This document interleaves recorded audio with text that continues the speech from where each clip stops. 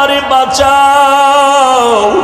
মূসা নবী উম্মতের কথা বলিয়া বলবে, আল্লাহ আমারে বাঁচাও, সইতে পারি না হাসরের ময়দানের ভয়ঙ্কর অবস্থা, সহ্য করতে পারি না। ইব্রাহিম নবী কাঁদবেন, আমাকে বাঁচাও। মূসা নবী, ইব্রাহিম নবী, ঈসা নবী, আদম নবী কাঁদবেন, আল্লাহ আমাকে বাঁচাও। আমার আম্মা জান বলে, নবী তখন আপনি হাসরের ময়দানে কি করবেন?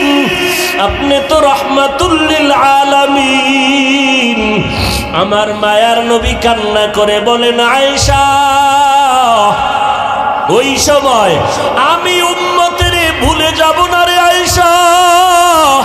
আমি তখন আমাকে বাঁচানোর চিন্তা করব না, আমি তাৎক্ষণিকভাবে আমি মাকামে মাহমুদে মাওলার দরবারে সিজদায় পড়ে যাব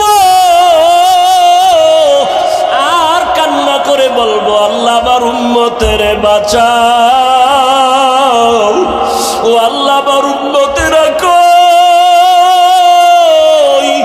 আমার একটা উম্মতের যেন জাহান্নামে না যায়, জাহান্নাম থেকে বাঁচাও। আমার একটা উম্মত জাহান্নামে গেলে আমি জান্নাতে যাব না।